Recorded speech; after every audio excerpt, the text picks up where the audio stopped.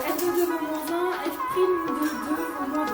La courbe ci-contre et la courbe représentative de la fonction F. Bon, reproduire la courbe, ça c'est bon pour tout le monde.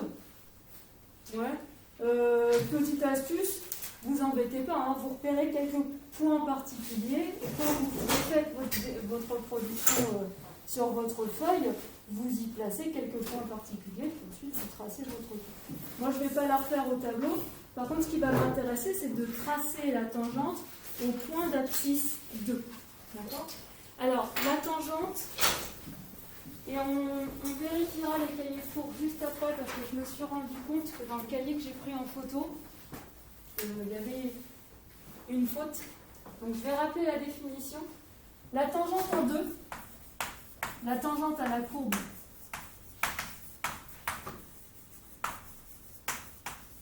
en 2, au point d'abscisse 2, c'est quoi? C'est une droite. Par définition, c'est la droite qui passe par le point de coordonnées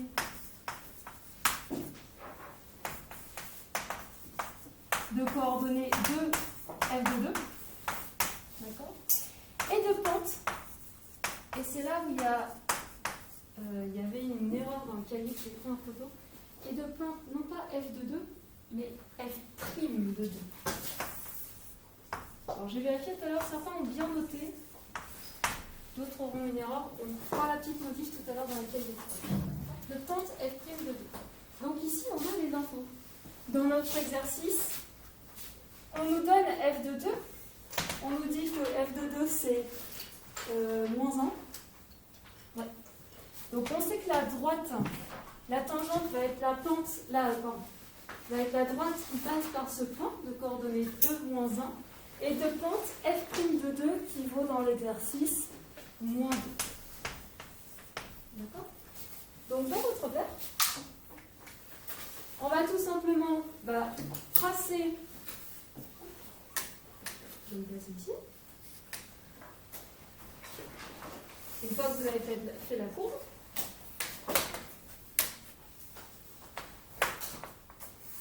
hop, alors, je vais prendre ça comme graduation. 0, 1, 1. Il me faut des axes. Votre tangente, elle passe par ce point de coordonnées 2, moins 1. Donc 2, 2, moins 1. Elle va passer par ce point. D'ailleurs, ce point appartient à la courbe. Et vous savez que cette droite a pour pente moins 2. Ça veut donc dire que ici, vous avez un point qui appartient à votre droite. Comme la pente vaut moins 2, ça veut dire que quand vous allez partir de ce point, quand vous allez avancer d'un pas en avant, on va monter ou descendre de combien? On va monter ou descendre de la pente. La pente vaut moins 2. Donc quand on fait un pas en avant, on descend de 2 carreaux en 2 unités. Moins 2. On obtient un nouveau point sur notre droite. Hop. Il reste à tracer la droite qui est ici. Et ça, c'est la tangente à la courbe. D'accord? C'est la tangente à votre courbe. Donc normalement, votre courbe, vous voyez, en 2, elle va venir faire ça. Tac. Vous obtenez une certaine parabole. Ça va, ça, pour tracer de la tangente? On est purement sur de l'application de la définition. C'est la droite qui passe par le point coordonné 2, F de 2 et de pente F' de 2. Et question 2, eh bien, il va falloir retrouver l'équation de cette droite. La droite qui est tracée en 2. Alors, on a vu, on a écrit la propriété la semaine dernière avec vos camarades. L'équation de la tangente au point d'abscisse A, de manière générale, je rappelle. Quelqu'un l'a trouvé? C'est une formule qu'il faut connaître. Quelle est l'équation de la tangente au point d'abscisse A? Vous avez le droit de regarder vos cahiers de cours. Yes? F facteur de A plus H moins F de A sur A. Ah, alors là, tu vas être dit quoi? F de A plus H. Moins f de a. Alors là, c'est dans le nombre dérivé en A. Là, moi, je demande l'équation de la tangente. L'équation de cette droite. Allez, regardez vos cours. Paragraphe 3, tangente à la courbe.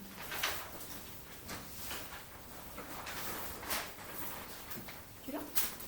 Vas-y, donne-la. F' de A plus moins A plus F non, F de A. Voilà, plus F de A. Et donc ici, dans notre exercice, on nous demande la tangente à la courbe en 2. Donc ce petit a ici, dans notre exercice, ça va être 2. Donc ici, la tangente en 2, qu'on note souvent comme ça. T comme tangente, indice 2 pour indiquer que c'est la tangente en 2. Et pour indiquer qu'elle a pour équation, souvent on met 2 points. Hop, et on donne l'équation de la tangente. L'équation de la droite, ça va être y égale f' de 2. On remplace tous les a par 2. Facteur de x moins 2 plus f de 2.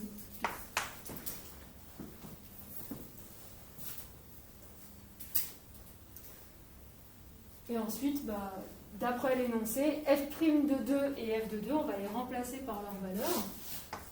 C'est donc y égale f' de 2, c'est moins 2. Facteur de x moins 2 plus f de 2 vaut moins 1. Plus moins 1. Et bien évidemment, on ne s'arrête pas là. On développe tout ce qu'on a à droite. Ça fait donc y qui est égal à le moins 2 va se développer. Ça fait moins 2x plus moins 2 fois moins 2, c'est-à-dire plus 4, plus moins 1, plus moins 1. Et ce qui nous fait y égale moins 2x. Voici l'équation de la tangente en 2.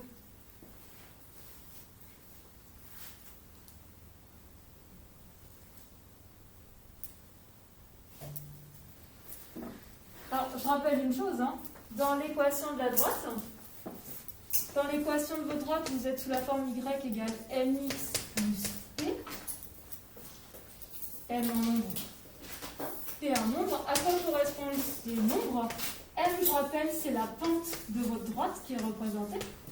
Ici, la pente de notre droite, c'est bien moins 2.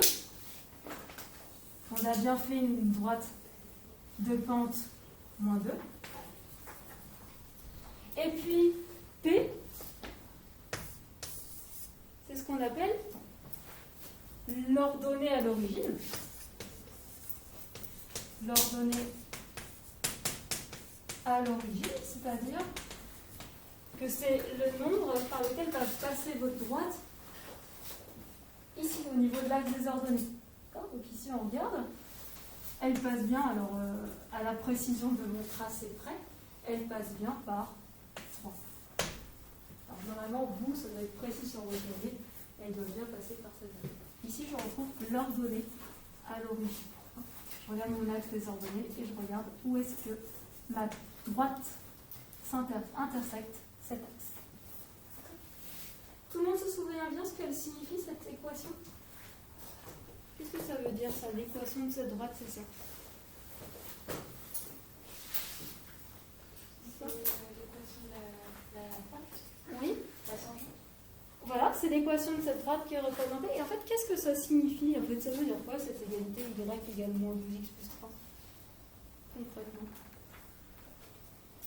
Dans l'ensemble, ça a dû être étudié pendant le confinement. Alors, je rappelle une petite chose quand même. L'équation de cette droite, qu'est-ce que ça veut dire? Eh bien, ça veut dire que tous les points qui vont appartenir à cette droite, je vais mettre la couleur. Si je prends par exemple ce point-là, d'accord? Ce point, je peux le repérer par son abscisse, je vais la noter x, et son ordonnée que je vais noter y.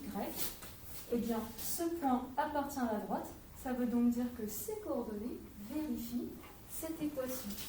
Ça veut donc dire que y, l'ordonnée de mon point, il est égal à moins 2 fois l'abscisse de mon point, plus 3. C'est ça que ça veut dire, pour tous les points.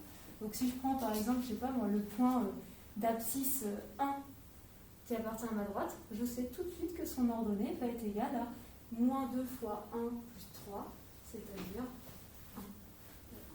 1, etc., etc. Ici, ce point appartient à la droite. En effet, lorsque l'abscisse de ce point vaut 0, je peux déduire automatiquement que son ordonnée, c'est moins 2 fois 0 plus 3. Ça veut dire ça. Hein. L'équation de la droite, c'est finalement tout ce qui va relier l'ensemble des points qui appartiennent à cette droite. J'ai fini. Je ferme la parenthèse. Est-ce qu'il y a des questions sur cette raison? C'est bon? Ok. On enchaîne sur le 36.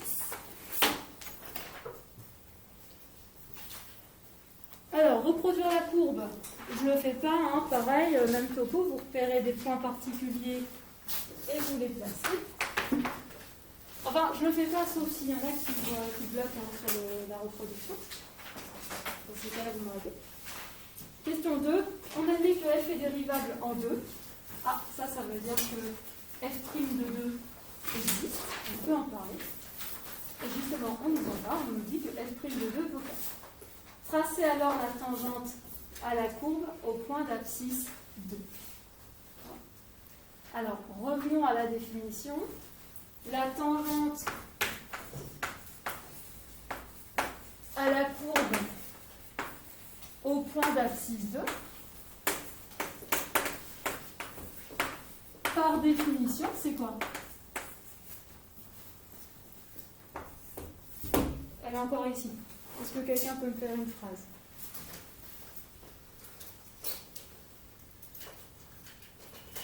Alors déjà, la tangente, c'est quoi comme objet géométrique? C'est une droite. C'est la droite. Exactement.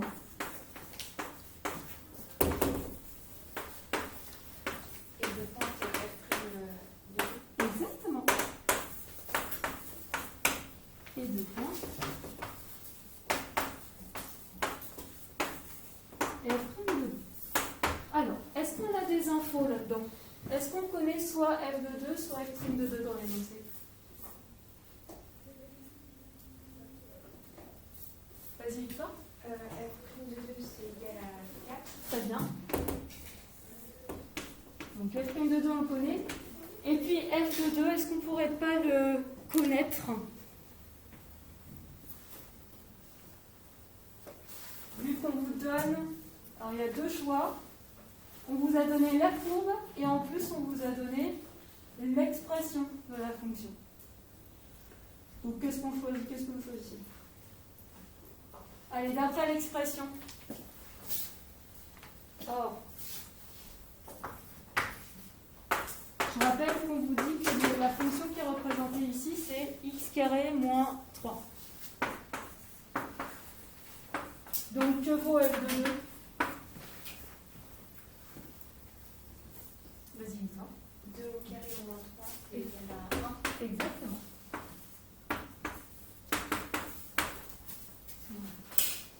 Donc c'est parti, on va pouvoir la tracer, notre droite. On cherche à tracer une droite qui va passer par le point de coordonnées 2, 1 et qui va avoir pour pente une pente égale à 4. Donc c'est parti, petit repère.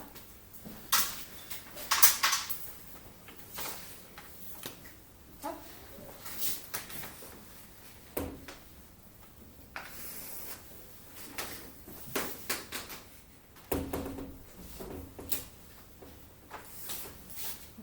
Donc il me faut un repère, hop, l'origine.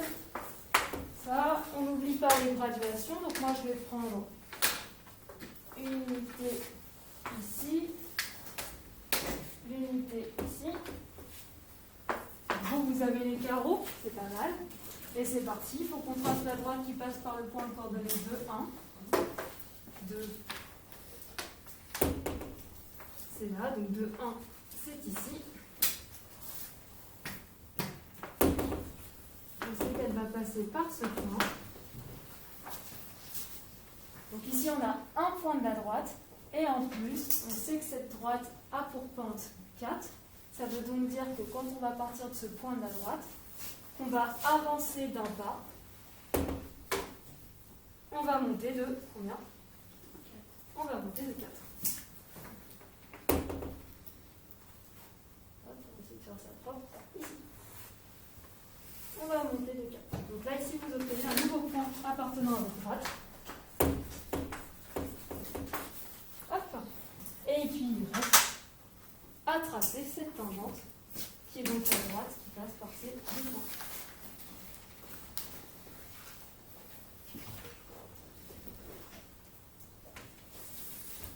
La voici. Donc là, on remarque bien qu'on a une pente qui vaut 4.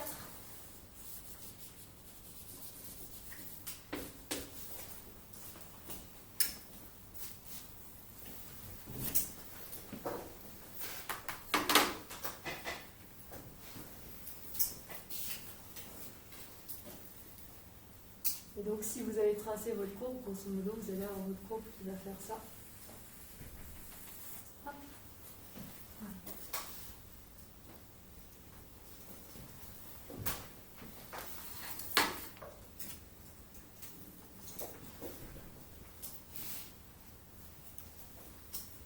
Tiens, laissez pas demander, mais donnons l'équation de cette tangente, autrement dit, et essayons d'exprimer l'équation de cette droite, y égale Autrement dit, essayons de trouver la relation qui existe entre tous les points qui appartiennent à ce point. Alors, c'est quoi l'équation de la tangente? Vas-y.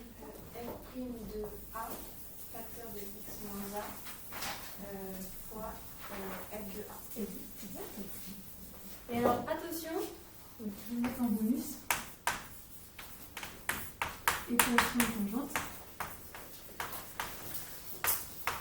Attention à bien comprendre que l'équation, c'est une relation qu'il existe entre y, entre l'abscisse et l'ordonnée de notre point. Donc, il faut toujours qu'on écrive y égale. Et je valide ce que tu as dit, f' de A, facteur de x moins A, plus A. Et donc, comme ici on veut la tangente en 2, on va remplacer A par 2. Vas-y, je t'écoute. F' de 2, x moins 2, plus F de 2. Exactement. Et ça, on peut même dire que c'est l'équation de la tangente en 2. Donc, j'indique T pour tangente, indice 2. Et comme j'indique que c'est l'équation, je vais 2. Et on y va, on remplace. Vas-y, je dis ça. Ça fait 4. Facteur de x moins 2 plus 1. Oui, plus 1. On est exact. X moins 8 plus 1. Donc 4x moins 7.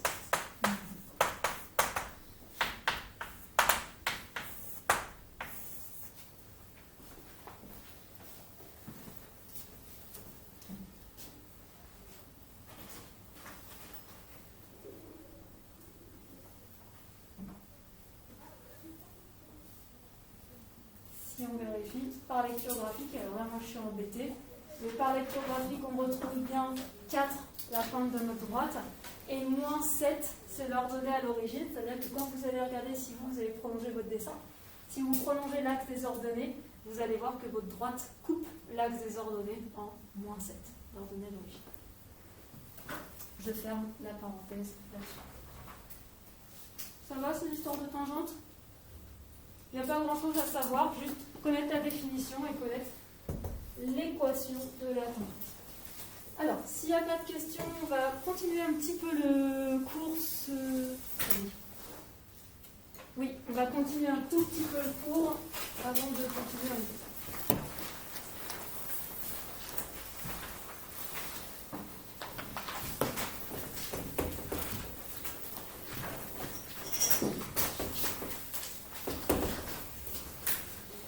Alors, avant de continuer, on va quand même faire quelques vérifications. Je vais vous demander de vérifier dans votre cours. Dans le paragraphe,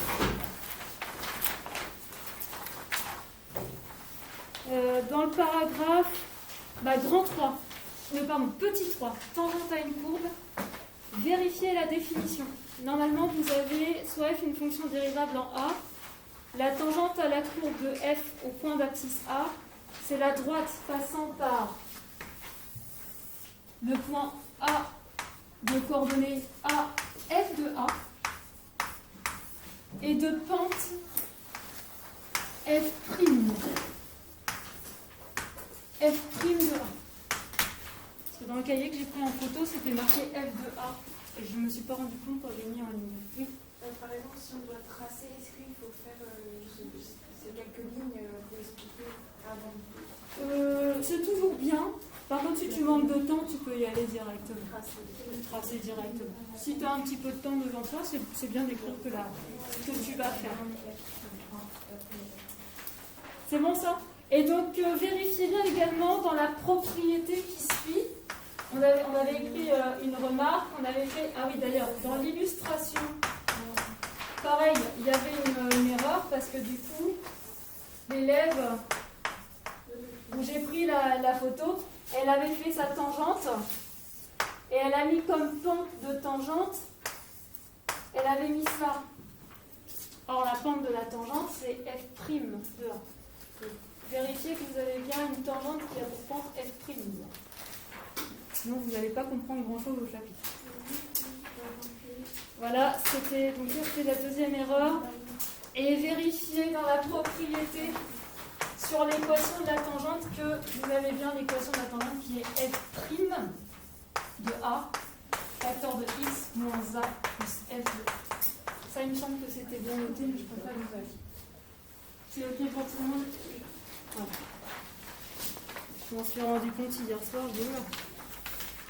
Erreur. Et c'était tout au niveau des erreurs, après c'était. Donc, on va reprendre le fil de notre paragraphe, ensuite grand 2. Tout le monde a compris finalement là on a parlé de nombre dérivé en un point. D'accord? C'est tout simplement la pente de la tangente.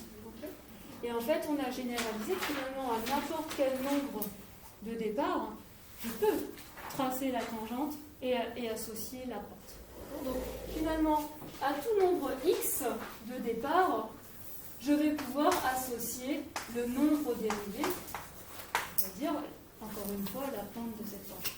Eh bien, ça donne naissance à une nouvelle fonction. Ici, on a une fonction, la fonction qui a x associe le nombre dérivés en x. Cette fonction, c'est ce qu'on appelle la fonction dérivée de f, et on la note f'. D'accord? Ça, c'est ce qu'on avait vu.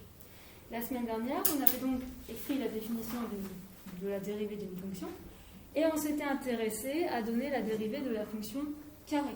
D'accord? C'est quoi la dérivée de la fonction carré? Si je vous donne f de x égale x au carré, on a vu que peu importe la valeur de x, f' de x va être égal à, regardez votre courbe, c'était 2x. D'accord? Donc voici la fonction dérivée de la fonction carré. Et bien là aujourd'hui on va s'intéresser à la fonction dérivée de la fonction inverse, c'est-à-dire de la fonction qui va s'écrire f de x égale 1 sur x. On va voir quelle est sa dérivée. On y va.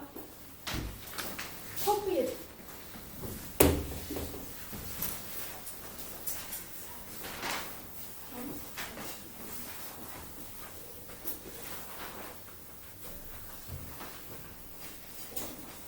Donc on est toujours en paragraphe en 2, c'est la suite. Propriété.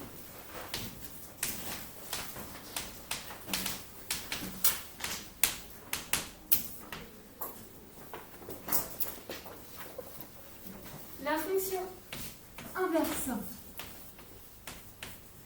La fonction inverse. D'accord? Que je vais noter f. Et qui est donc la fonction qui a x associe son inverse, c'est-à-dire 1 sur x. La fonction inverse est définie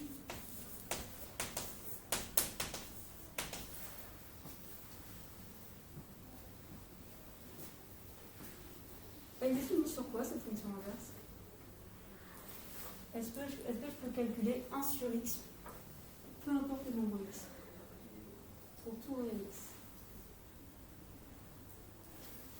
Alors, 1 sur 2 ça marche, 1 sur 3 ça marche. Yes? Pas avec 0. Pas avec 0. Très bien. En effet, 1 divisé par 0, ça n'existe pas. Donc elle est définie sur R tout entier sauf 0. Comment on enlève 0 d'un ensemble? R étoile. Donc elle est définie sur R étoile et elle va être dérivable sur R étoile aussi. Donc elle est définie et dérivable sur R étoile et sa dérivée. Et sa dérivée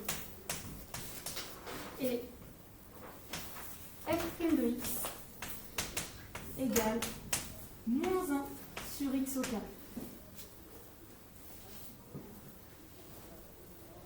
Et sa dérivée est f' de x égale moins 1 sur x au carré.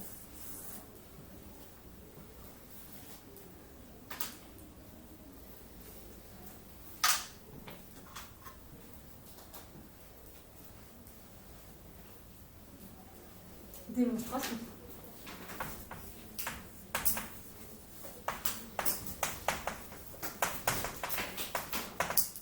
En fait, on peut voir ces petites propriétés comme des exercices. Montrer que la dérivée, c'est ça.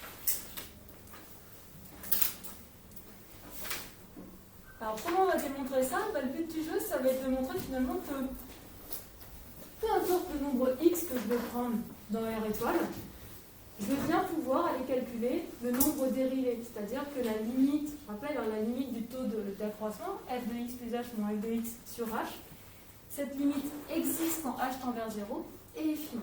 Donc on va se donner x, un nombre quelconque, soit x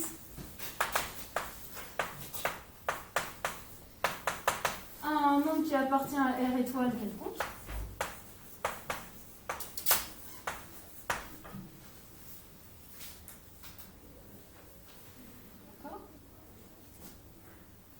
Et on va aller s'intéresser à la limite du taux d'accroissement. Donc on va déjà commencer par calculer le taux d'accroissement en x. Donc f de x plus h moins f de x sur h.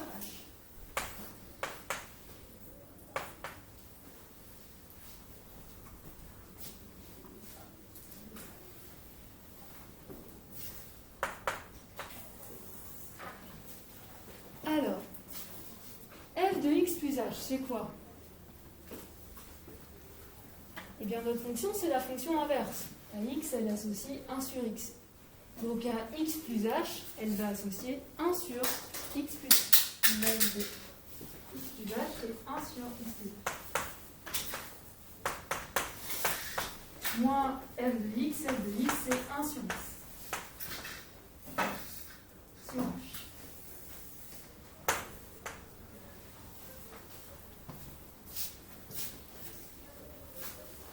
Il va falloir qu'on simplifie ça.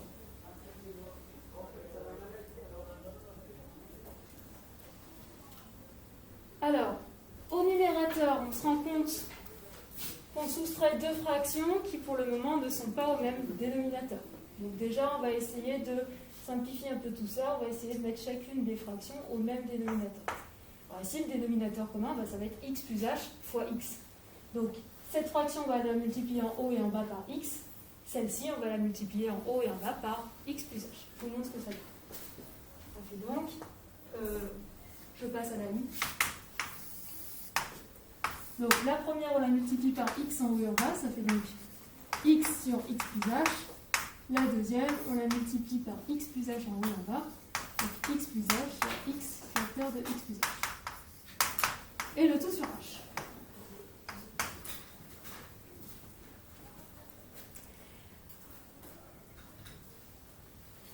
Au numérateur, nos deux fractions sont au même dénominateur, donc on peut les rassembler et écrire qu'on a donc x moins. Alors attention, le moins s'affecte à toute notre fraction. C'est comme s'il y avait des parenthèses tout autour.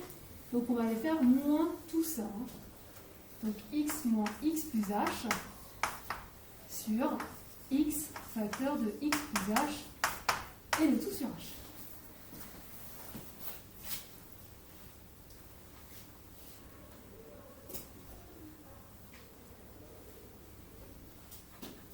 On on se rend compte que là, ça va être sympa ce qu'on va obtenir. Puisqu'au numérateur, on va avoir du x moins, le moins se distribue, x moins x moins h. Sur h, non, bon, sur x facteur de x plus h, sur h.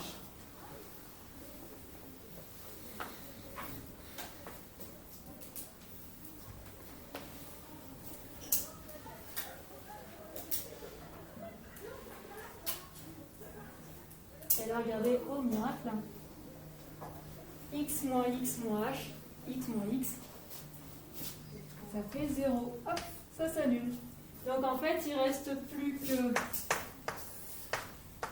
moins h sur, là ici je vais aller le développer, x fois x, x au carré, plus x fois h, donc plus xh, le tout sur h.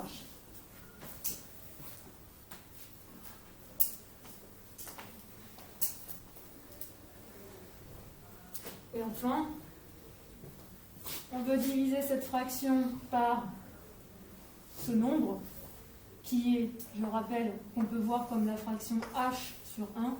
Comment on fait pour diviser une fraction par une autre?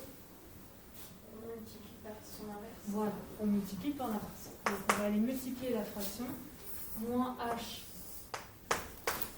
sur x au carré plus xh par l'inverse, c'est-à-dire par 1 sur h.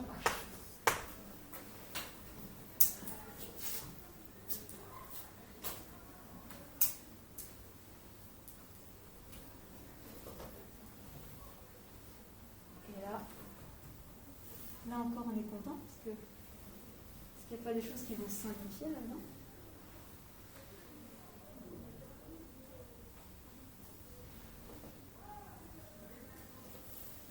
Est-ce qu'il n'y a pas quelque chose qui est commun en haut et en bas? Le h. Le h, voilà. Le h se simplifie. On peut, hein, c'est une multiplication. Et donc, il nous reste le numérateur moins 1 sur, au dénominateur, x au carré plus xh. Donc ça simplifie pas mal, hein, quand même, cette histoire. C'était un peu inespéré à la base. Hop. Moins 1 sur x au carré plus xh. Avec un x, un nombre quelconque.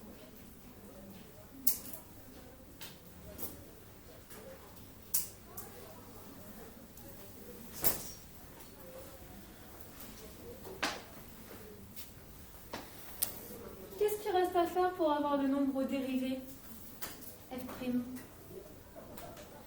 Là, on a le taux.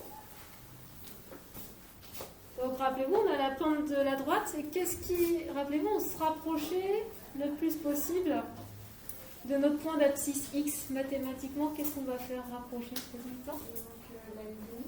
Exactement. Quand h tend vers 0. Alors, regardons, avant de l'écrire. On va faire rapprocher h de plus en plus proche de 0. Regardez ce qui va se passer pour x fois h. X, c'est un nombre que vous allez multiplier par un nombre qui va se rapprocher de plus en plus de 0. À votre avis, ça va se rapprocher de plus en plus de quoi, ça? Par exemple, 3 fois quelque chose qui se rapproche de plus en plus de 0. Maxime? Pas tout à fait. Est-ce qu'il y a d'autres propositions?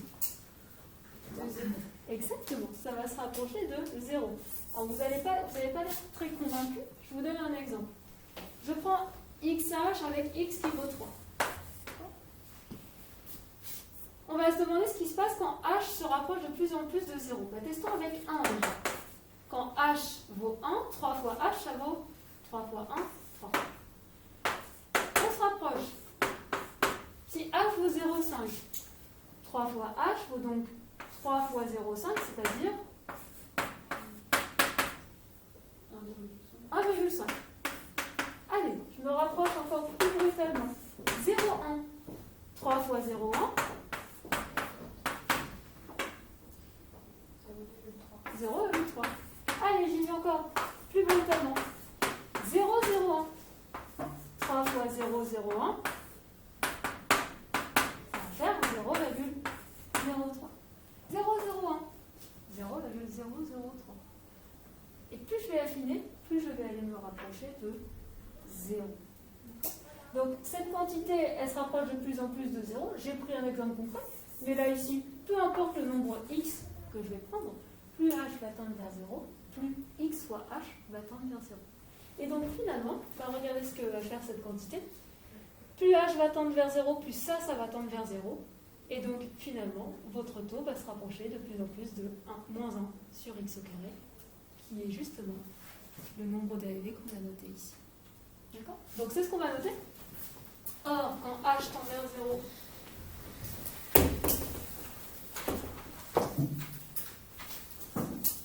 je vais le mettre directement en limite. Or, la limite quand h tend vers 0 de ce taux, c'est-à-dire f de x plus h moins f de x sur h, c'est donc la limite quand h tend vers 0 de ça, c'est-à-dire moins 1 sur x au carré plus xh. Ça, on a dit que ça allait se rapprocher de plus en plus de 0, donc c'est égal à moins 1 sur x au carré.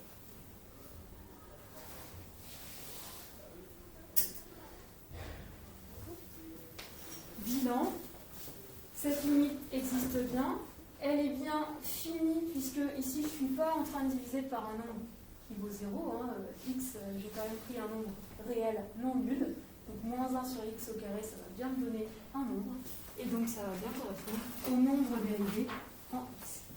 Cette limite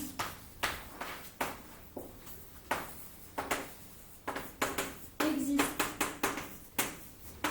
et est finie.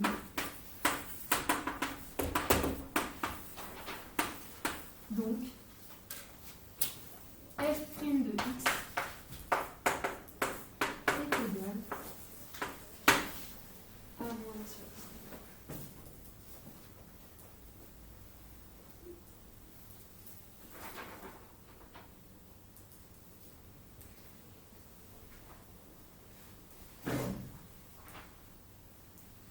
Et alors, la force de cette démonstration, c'est quoi? C'est qu'en fait, au départ, on a pris un nombre x quelconque.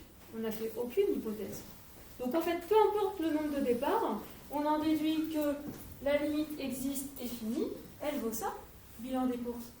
Pour tout nombre réel x, peu importe lequel je vais choisir, à chaque fois, je vais obtenir ce nombre dérivé. Donc la conclusion, c'est donc pour tout nombre réel x, non nul quand même, pour tout nombre réel x non nul,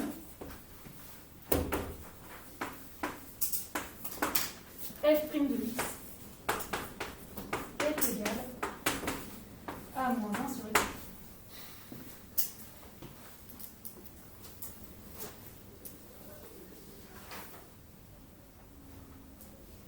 Donc ça, c'est la fonction dérivée de la fonction inverse.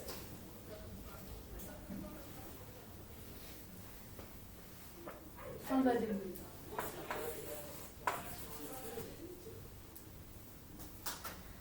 Alors souvent, le mathématicien, quand il termine sa démo, il termine avec un petit carré. Vous verrez ça, si vous lisez des ouvrages mathématiques, les démonstrations sont toujours terminées d'un petit carré.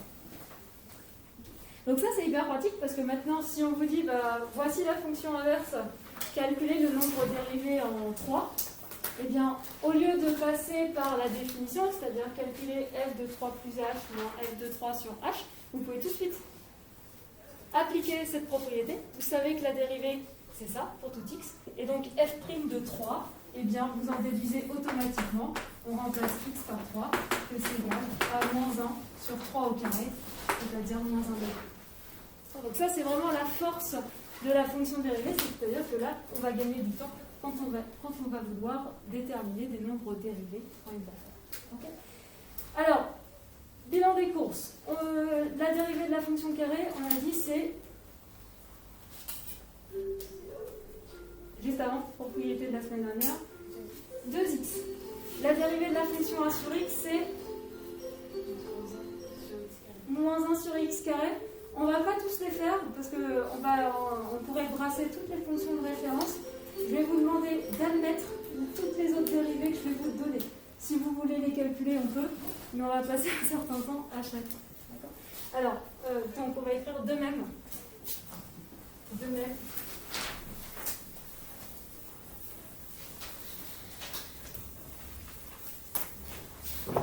De même, on a le tableau des dérivés des fonctions de référence. Les dérivés des fonctions de référence. On va construire ensemble. Je vais mettre il est à connaître par cœur. Puisque vous allez voir, les dérivés, ça va servir tout le temps. Il est à connaître par cœur. Donc c'est parti, on va dresser un tableau. Alors je vais volontairement faire un gros tableau.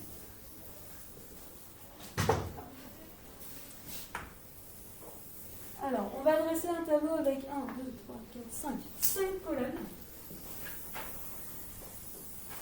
Je vais volontairement très gros pour avoir de la place. Et il y aura 1, 2, 3, 4, 5, 6, 7, 8 lignes. Il y aura 8 lignes.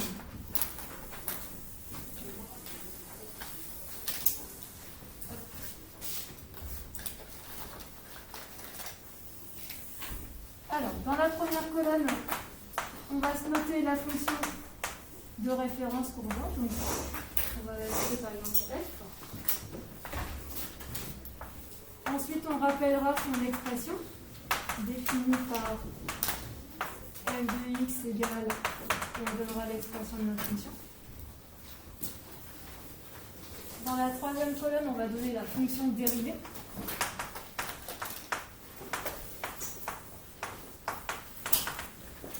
Donc f' de x égale là.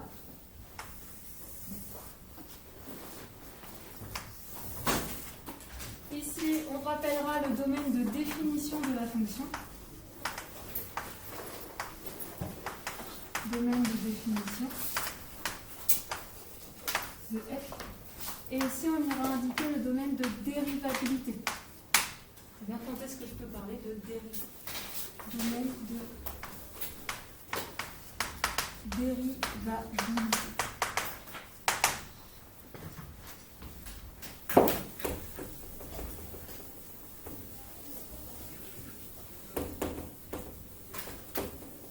Donc vous faites ce tableau.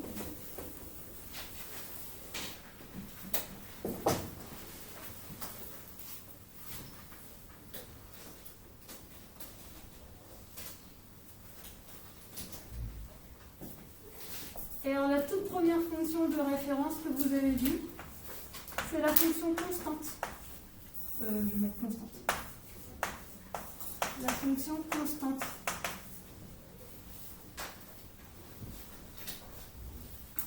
Donc par exemple, f de x égale 3, f de x égale 4, f de x égale moins 5. En d'autres termes, une fonction qui va être définie par f de x égale k avec k un nombre. Je vais mettre avec k un nombre réel.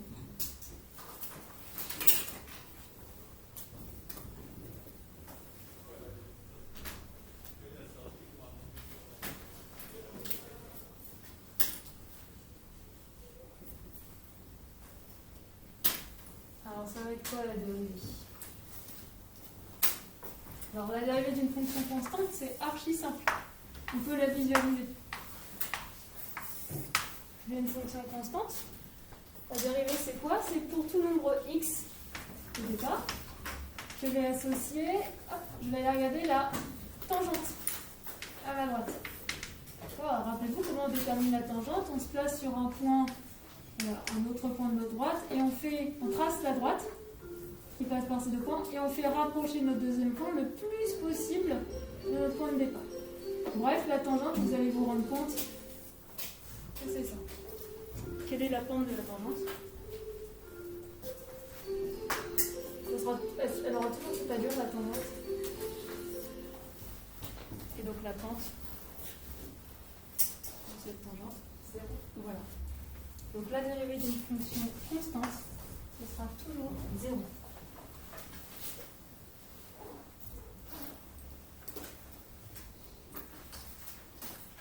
Bon, une fonction constante, c'est défini pour tout x réel.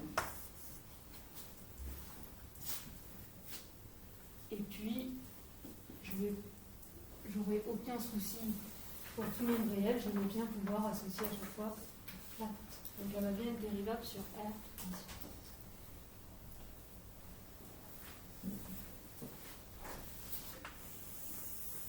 Quelle a été votre deuxième fonction de référence vue au collège?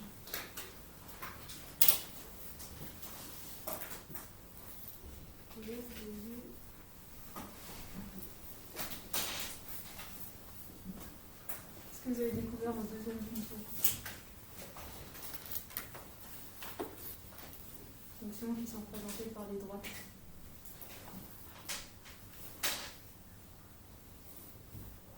Ah, tu l'avais rappelé, vas-y. Fonction affine. Oui, fonction affine, très bien. Donc, fonction affine. Fonction affine.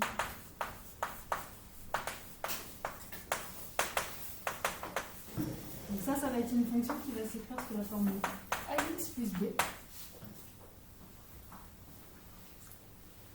Et la dérivée, ça va être le nombre a. C'est-à-dire le nombre qui est devant x. Une fonction affine, c'est défini sur R tout entier. Et ça va être dérivable sur R tout entier.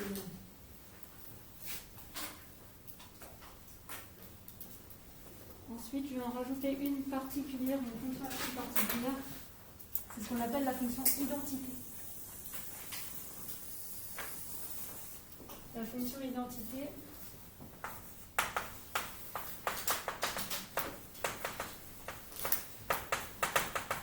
c'est la fonction qui a x associe x. Je comprends bien pourquoi ça s'appelle identité.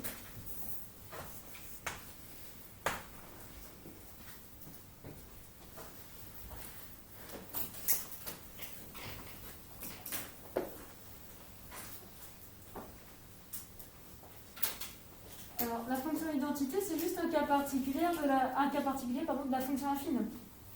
Puisque c'est tout simplement la fonction affine qui va s'écrire sous la forme 1x plus 0. Donc, la dérivée de la fonction identité, ça va être, on a dit le nombre a, c'est-à-dire 1. La dérivée de x, ça va être 1.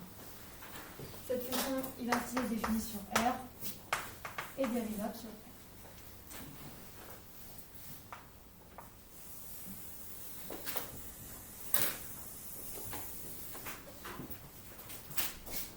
Ensuite, vous avez vu la fonction carré l'année dernière. La fonction carré, c'est-à-dire la fonction qui a x associe x au carré.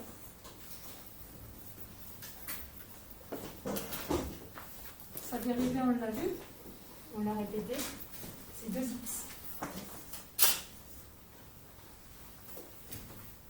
La fonction carré, elle est définie sur R, c'est pas de souci. Et elle est bien dérivable pour tout nombre réel également.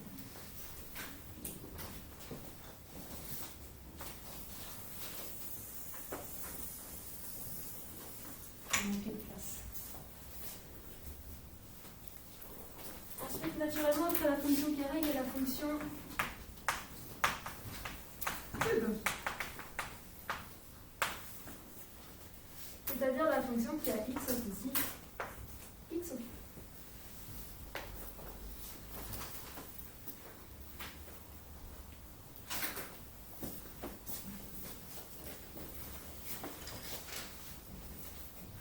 Alors, la dérivée de la fonction cube, ça va être la puissance, c'est-à-dire 3 fois x à la puissance. Alors, vous allez voir, quand on va dériver, on perd tout le temps 1 degré. Donc, si on était au degré 3, boum, la dérivée va passer au degré 2. Donc, la dérivée de x au cube, c'est 3, c'est-à-dire le numéro de la puissance, fois x au carré, puisqu'on a perdu un 2. J'aurais pu dire 3x au carré. La fonction cube, elle est définie sur R et elle est dérivable pour tout nombre réel sans aucun problème.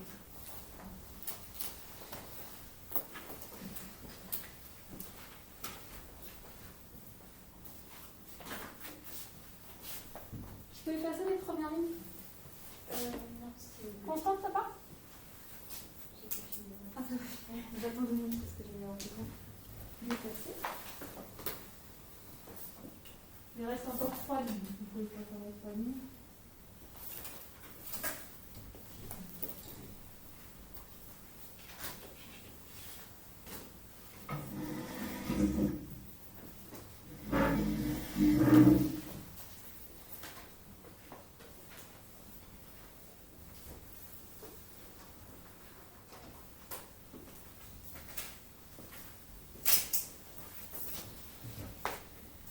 Tu l'as au moins la première? Oui, Ouais. Ok. Alors, ensuite, on a vu donc la fonction carré, x puissance 2, la fonction cube, x puissance 3, et on va généraliser à n'importe quelle fonction qui va s'écrire sous la forme x puissance n. Donc ça va être la fonction puissance.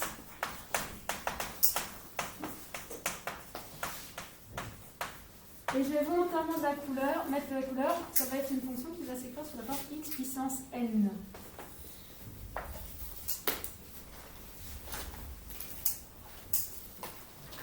Donc x puissance 5, ce sera x puissance n avec n qui vaut 5.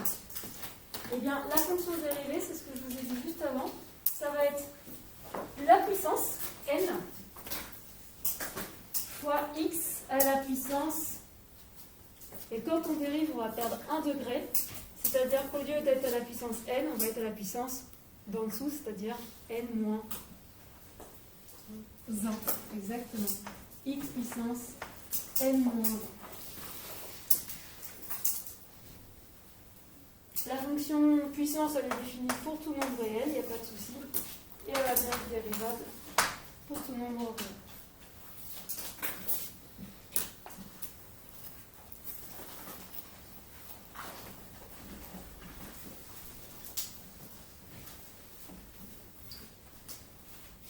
On se donne des exemples concrets. Par exemple, la dérivée de x puissance 10, ça va être 10 puissance, 10 fois x puissance, une puissance de moins, 9. Dérivée de x puissance 6, 6 fois x puissance, degré d'en dessous, x puissance 5, etc., etc. Il en reste encore 2. On va remarquer celle dont on vient de faire la démonstration, la fonction inverse. La fonction inverse.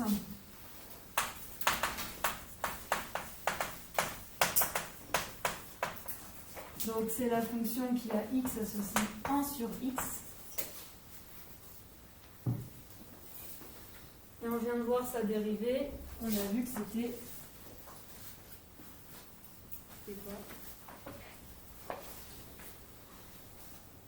Rappelez-vous du taux. Moins 1 sur x carré. Exactement. Moins 1 sur x carré. Alors pour info, ça sera la seule dérivée qui aura un moins dedans. Un moins comme exactement ce que peut vous rappeler ce trait de fraction. Tiens, le trait de fraction me rappelle un moins. Pour info. Donc, elle, la fonction inverse, elle est définie pour tout nombre réel non nul, donc sur R étoile, et dérivable pour tout nombre réel non nul. Et il en manque une dernière fonction de référence, dans laquelle il manque celle que vous avez tant adorée quand vous avez fait du théorème de Pythagore. La fonction racine carrée. Fonction racine carrée. Donc elle est définie par racine carrée de x. Et sa dérivée, c'est 1 sur 2 racines de x.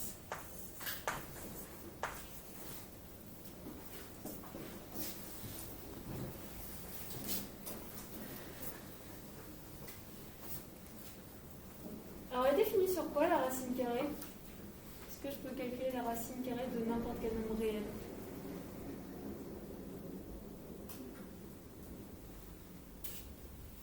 Ils ne peuvent pas être négatifs. Ouais, exactement. Donc ils ne peuvent pas être négatifs. Est-ce qu'on peut prendre la racine carrée d'un nombre nul qui vaut 0?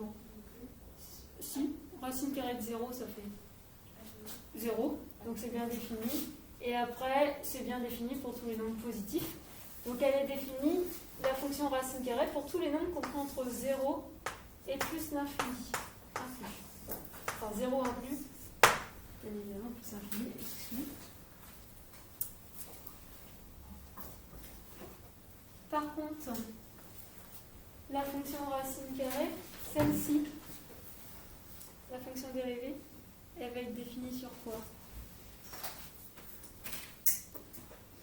Alors j'ai dit racine carrée de x, donc forcément déjà, ça restreint, elle n'est déjà pas définie pour le négatif.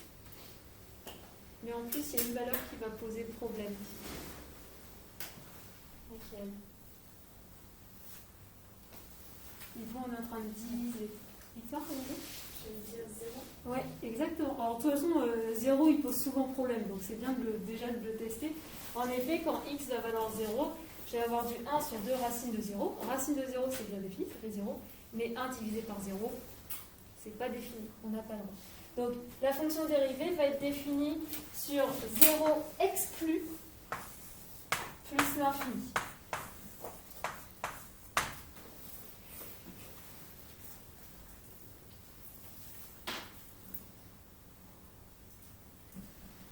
Et de toute façon, vous l'avez visualisé sur GeoGebra, rappelez-vous, je vous avais donné, on était parti de la fonction racine carrée, on avait zoomé en 0. Est-ce que vous vous rappelez ce qui se passait en 0? Plus on zoomait, plus la courbe se transformait en une droite, mais qui était verticale. Et donc on était embêté pour donner la pente de cette droite. Donc d'où le fait qu'en plus, elle n'est pas définie en 0.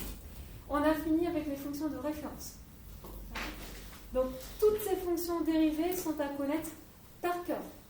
C'est-à-dire que, au début, ça fait peur, mais en réalité, vous allez voir, elles servent tellement tout le temps qu'on les connaît sur le bout du doigt au fur et à mesure. Alors, je dis juste une propriété qu'on énoncera un petit peu plus tard dans la deuxième partie sur le chapitre de la dérivation, mais qui est quand même bien à connaître. C'est que, naturellement, si on nous donne, par exemple, une fonction f définie par 2x au carré, c'est-à-dire que si on me demande la dérivée de 2 fois x au carré, j'aurai aucun problème. On pourrait écrire que la dérivée de ma fonction, c'est 2 fois la dérivée de x au carré. D'accord? Je me dis, ça ne posera pas de problème. Et donc, ça sera égal à 4x. Idem, si j'ai un mixte, c'est-à-dire une somme de deux fonctions de référence, par exemple, donner la dérivée de x au carré plus x, ça posera aucun problème. On pourra dire que c'est égal du coup à la dérivée de x au carré, c'est-à-dire 2x, plus la dérivée de x, qui est, je rappelle, la dérivée de la fonction d'identité, c'est 1. D'accord? On aura le droit de faire ça. Alors attention, je vous le dis de manière informelle, on l'écrira vraiment proprement dans un chapitre qui viendra un tout petit peu plus tard sur la dérivation. On fera les opérations qui sont valides avec la dérivation. Ce que je viens de vous dire, un nombre fois une fonction, la somme et la différence, il n'y aura pas de problème. Par contre, attention, nous n'aurons pas de propriété, enfin, on aura une propriété, mais si on a un produit de deux fonctions, donc, par exemple, si on a x fois racine carrée de x, attention, là pour le coup, on n'aura pas le droit d'écrire que c'est la dérivée de x fois la dérivée de racine de x. Okay. Donc, je vous le dis de manière informelle, ça sera valide pour la somme, la différence et 2 fois une fonction de référence. Et ce sera tout. Pour le produit et le quotient, on aura des formules qu'on étudiera un petit peu plus tard dans notre chapitre 2. Alors, je vais déjà m'arrêter là pour le cours. On va reprendre un petit peu le fil des exercices et on va voir en quoi ça nous sert d'avoir toutes ces formes. Donc, je vous invite à... N'hésitez pas à vous faire une petite fiche avec les fonctions dérivées de référence. au début, servez-vous de votre fiche et puis au fur et à mesure, essayez de les apprendre par cœur. Allez, passons au cahier d'exercice. On va commencer par l'exercice 16, page 118. Le 16, page 118. Je vais projeter si je vais les caméras.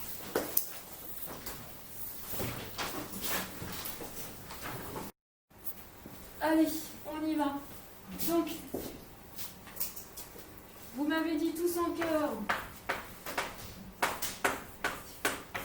que la fonction cube, c'est une fonction de référence. Donc, h' de x, normalement, vous m'avez tous mis, je crois que je suis passée dans les cahiers, la dérivée de la fonction cube, c'est 3x au carré. Normalement, je crois que tout le monde a mis ça. Ilania, tu peux passer voir ce que tu avais mis. Du coup, en déduire la valeur de h' de 1, donc qu'est-ce que vous avez fait? Et IDS 3 fois la fois au carré. Exactement. Donc par contre, attention à bien écrire ce que vous faites. H' de 1, on remplace x par 1. N'allez pas m'enchaîner les calculs. N'allez pas m'écrire là que c'est égal à 3 par 1. Et donc ça fait 3. On a représenté la courbe et donc la courbe représentative de la fonction h et la tangente en 1, puisqu'on veut vérifier que h' de 1 fait 3. Alors ils sont gentils. On rappelle que h' de 1 c'est le coefficient directeur de la tangente. Est-ce que c'est correct? Est-ce que cette tangente a bien pour pente 3? Oui, très bien. On se place n'importe où sur notre droite, par exemple. Tiens, par exemple là, ça change. On fait un pas en avant. Un pas, je fais attention, c'est représenté par un carreau. On fait un pas en avant, on s'aperçoit qu'on monte de 1, 2, 3 carreaux pour revenir sur notre droite. Si je regarde, 3 carreaux, ça représente bien 3 unités. Donc la pente, c'est bien 3 et ça correspond bien à ce qu'on a trouvé. Donc, c'est OK. OK par lecture graphique. On peut passer au suivant. Le 39. Bon, celui-là, on peut même aller vite.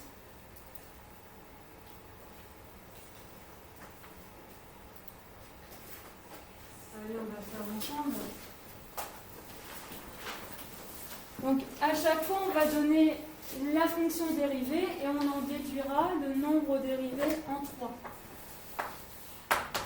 Alors, c'est quoi la dérivée de x, la fonction identité? Pauline. 1. Très bien.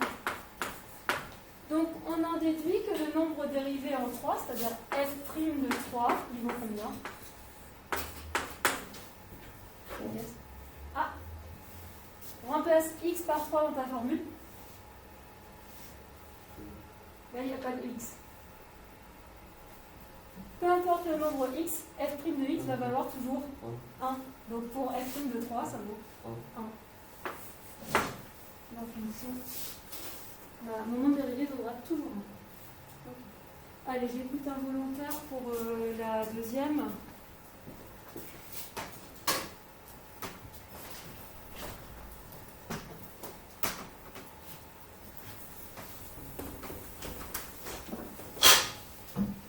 Alors, c'est quoi la dérivée de la fonction carré?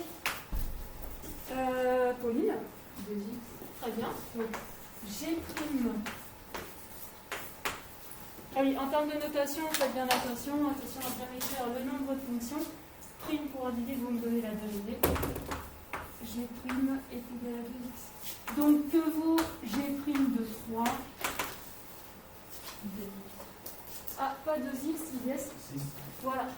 2 fois 3, on remplace x par 3, c'est égal à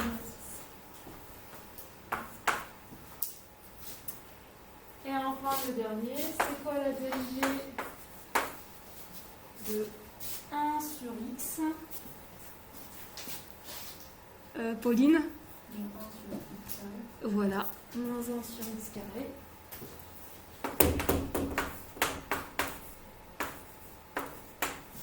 Donc, Inalia, c'est quoi h' de 3?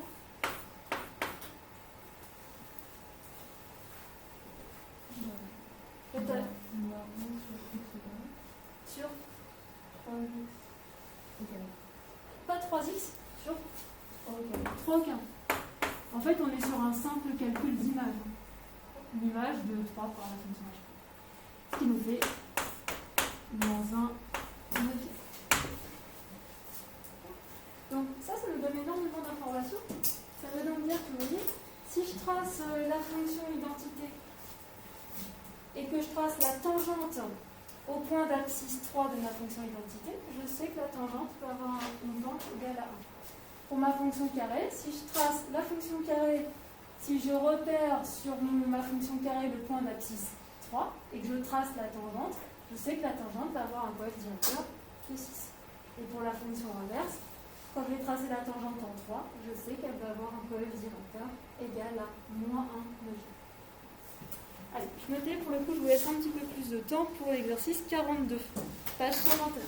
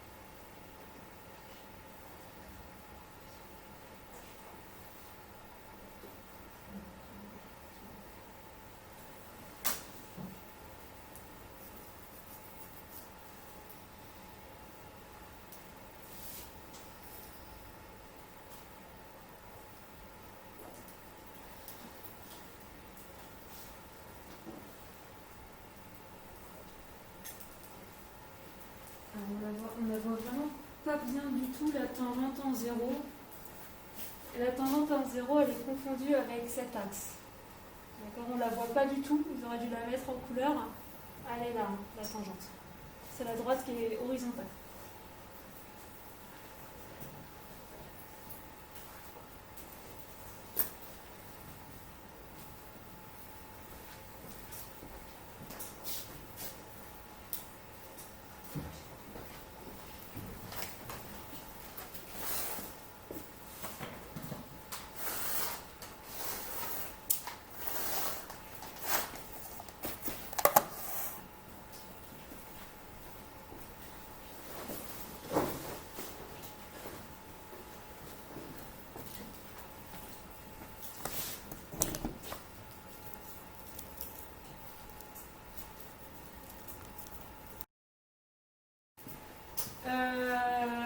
Déterminer l'expression de la fonction dérivée, IS. f' de x égale à 2x. Voilà.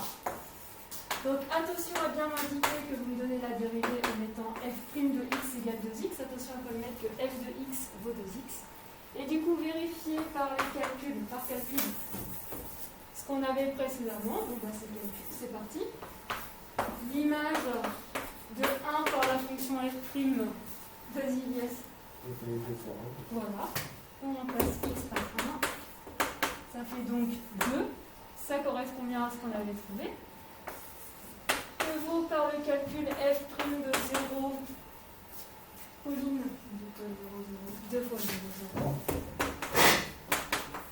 Et enfin, Pierrot, f' de moins 2. Yes. 2 fois moins 2 fois 2. Qui fait bien moins 4. Ok. Donc, c'est quand même rassurant, c'est cohérent entre le dessin et la formule qu'on a obtenue. Alors, on va s'interrompre là pour les exercices aujourd'hui, puisque j'aimerais vraiment vous laisser du temps de réflexion sur le 43. Vous aurez que celui-là à me faire pour jeudi. Essayez de me le faire sérieusement. Il va vous demander un petit peu de réflexion. D'accord? Il n'est pas simple. C'est normal que vous réfléchissiez un peu dessus. Et on va reprendre un petit peu le cours. On va continuer notre cours. Hop. On va étudier la dérivabilité d'une dernière fonction de référence, la fonction valeur absolue. Alors, je vais vraiment y consacrer tout un paragraphe. Donc, paragraphe petit 3.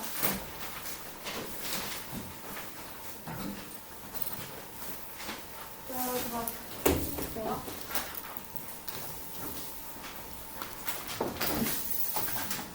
On va voir un exemple d'une deuxième fonction qui n'est pas dérivable en 0. Vous avez vu la fonction racine carrée. Paragraphe petit 3. Un deuxième exemple. Un deuxième exemple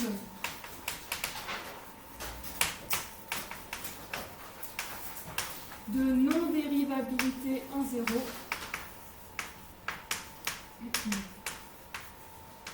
Dérivabilité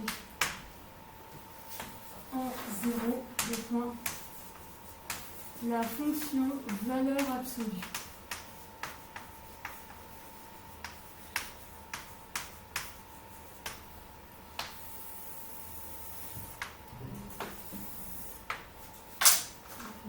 Valeur absolue.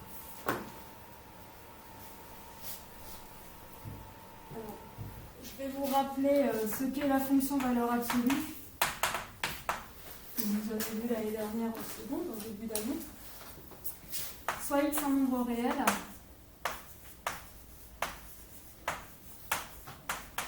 soit x en nombre réel. On appelle valeur absolue du nombre x. On appelle valeur absolue du nombre x. Et on note valeur absolue de x, comme ça. Donc ça se note entre deux barres. Le nombre égal à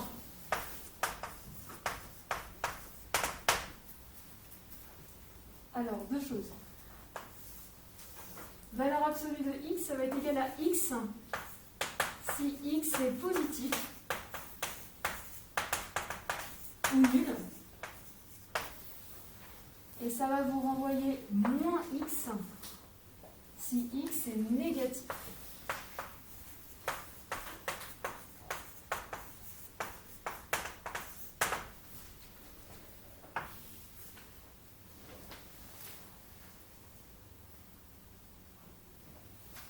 Quelques exemples. Par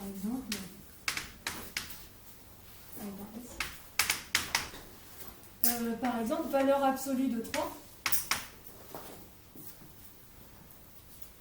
Eh bien, ça va me renvoyer 3, parce que 3, c'est positif. Ça me renvoie le nombre si le nombre est positif.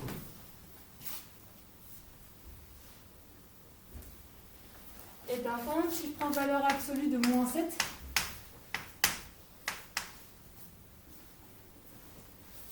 valeur absolue de moins 7, ça va me renvoyer, le nombre est négatif, ça va me renvoyer l'opposé. Moins x. Moins 7. Moins 7, ça renvoie plus 7.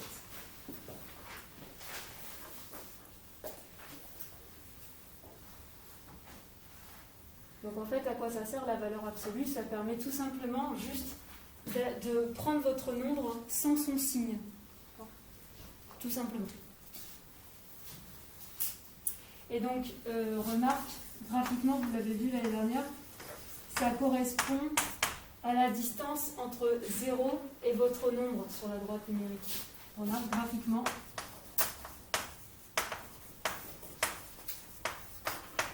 La valeur absolue de x, la valeur absolue de x correspond à la distance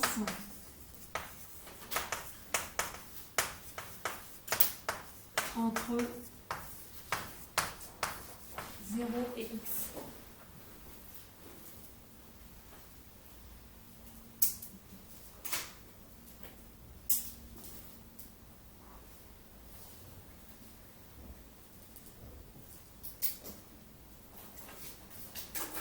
J'illustre l'exemple qui est juste au-dessus, vous n'êtes pas obligé de le faire.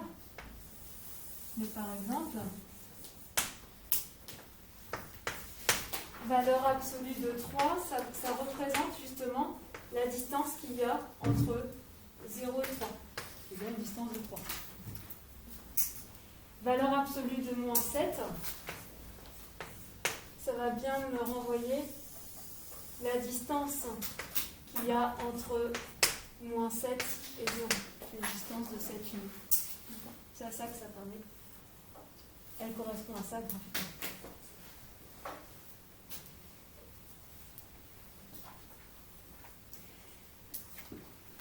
Et donc, naturellement, qu'est-ce qu'on appelle la fonction valeur absolue? Définition.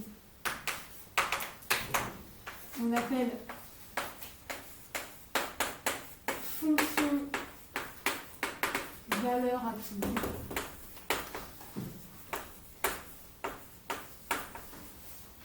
la fonction définie sur R par la fonction définie sur R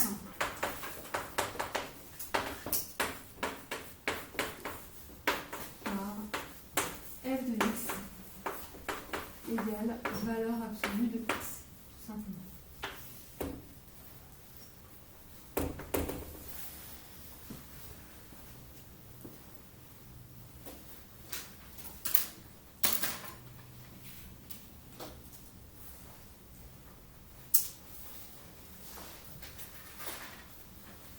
On va essayer de la représenter graphiquement, cette fonction valeur absolue. On va essayer de voir un petit peu sa représentation graphique pour ensuite essayer de comprendre ce qui va se passer pour la dérivée de cette fonction. Alors, on veut tracer la représentation graphique de cette fonction. On va donc partir d'un tableau de valeurs, tout simplement. Alors, courbe représentative.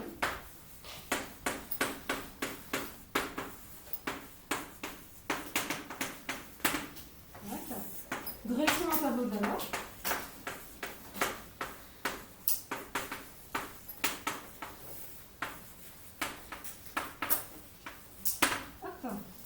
Donc on va faire un tableau à 2 lignes.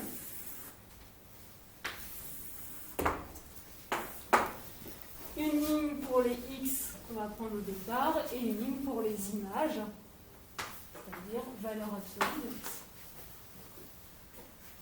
Et puis on va prendre des x, par exemple de moins 5 jusqu'à 5.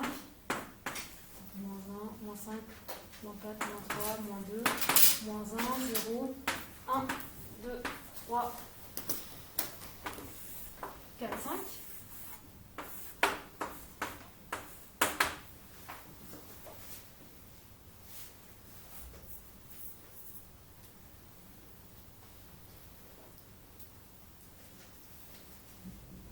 Et c'est parti, on va remplir les images. Alors, quelle est la valeur absolue de moins 5 ? 5. La valeur absolue de moins 4 ? 4. Valeur absolue de moins 3 ? 3, etc., etc. Valeur absolue de moins 2, 2. Valeur absolue de moins 1, 1. Valeur absolue de 0, 0. Et puis ensuite, on nettoie les 5.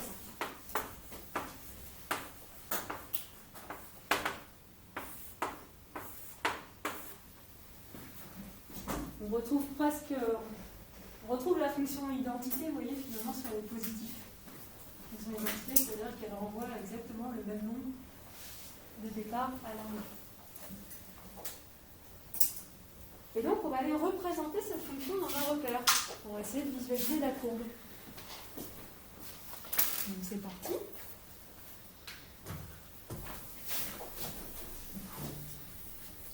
Alors, question, est-ce que c'est la peine que j'aille... Est-ce que je vais avoir des images négatives? Non. Donc, c'est peut-être pas la peine que je... Enfin, c'est pas la peine que je laisse de la place dans les négatifs. Tac.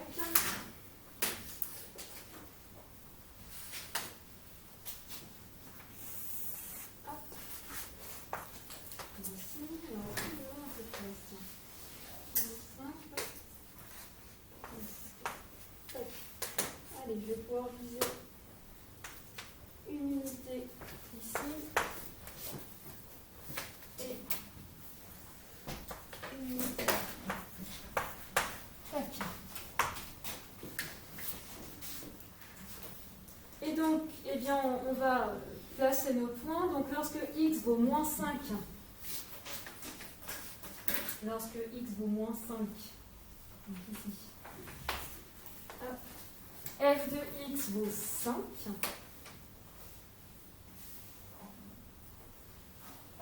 Donc on place nos points. Lorsque x vaut moins 5, je repère mon qui vaut 5. Lorsque x vaut moins 4,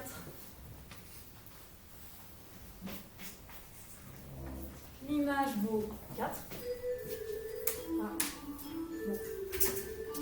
Il va falloir qu'on la termine la fois prochaine. Etc. etc. Tout le monde voit comment terminer la courbe? Non?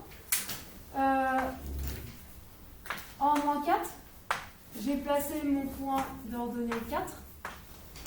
Et en fait, lorsque x vaut moins 4, j'ai placé mon point d'ordonnée moins 4. C'est pas droit, mais si vous pouvez, oh, quoique le faites pas parce que sinon on va être en décalage, on terminera ça tous ensemble. Alors, pour jeudi.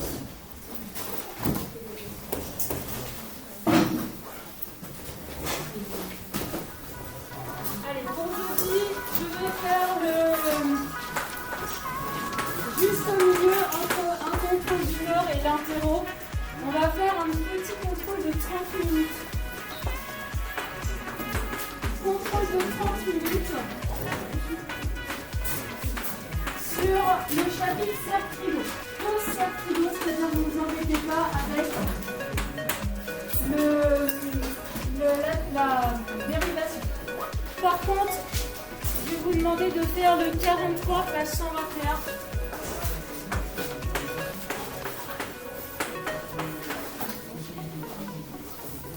Donc le cerf-trilo, il y a 3 choses à savoir: convertir un angle en radian ou en degré, savoir placer un réel sur le cercle, et savoir connaître les valeurs remarquables des sinus et cosinus, et savoir résoudre une équation trigonométrique. Par exemple, dire que sinus x égale 1,5 pour l'intervalle pi 3 pi. Allez, c'est tout. Voilà. Est-ce que je peux prendre un photo? Ah, merci.